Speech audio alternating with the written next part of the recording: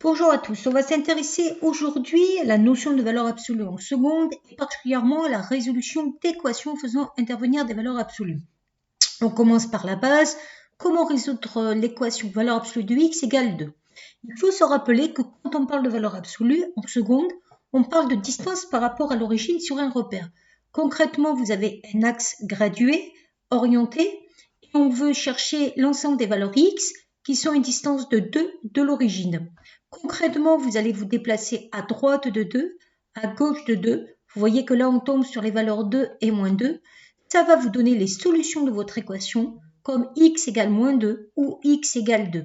On peut résumer en disant que les solutions sont S égale, entre accolades parce que ce sont des valeurs fixes, moins 2 et plus 2. Qu'est-ce qui se passe maintenant si, au lieu d'avoir uniquement la valeur absolue de x, on fait intervenir d'autres nombres à l'intérieur? Il faut vous rappeler que la distance entre deux nombres, ou en tout cas, par un peu de langage, on dit distance entre deux nombres, c'est la distance entre deux points dont les abscisses sont x et a, est égale à la valeur absolue de x moins a. En gros, on fait l'écart de la différence et on prend la valeur absolue pour avoir quelque chose de positif.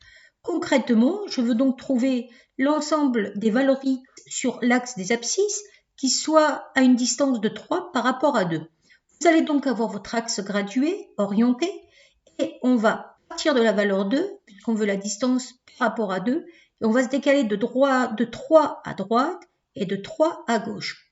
On tombe donc sur les valeurs 5 et moins 1, l'ensemble des solutions, et donc S égale, entre accolades, moins 1 et plus 5.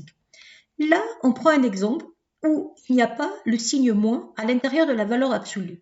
Il faudra se débrouiller pour arriver à un écart, donc à une différence, donc on va écrire le plus 2 sous la forme moins 2. Concrètement, on va donc essayer de trouver la distance par rapport à la valeur moins 2. Je place moins 2. Je veux que cette distance elle soit égale à 1. Je me décale donc de 1 à droite, de 1 à gauche. J'arrive à moins 3 et moins 1. Je n'ai plus qu'à dire que les solutions que je cherche sont x égale moins 3 ou x égale moins 1, ce qu'on écrit sous la forme grand S égale, entre accolades, moins 3 et moins 1. Voilà.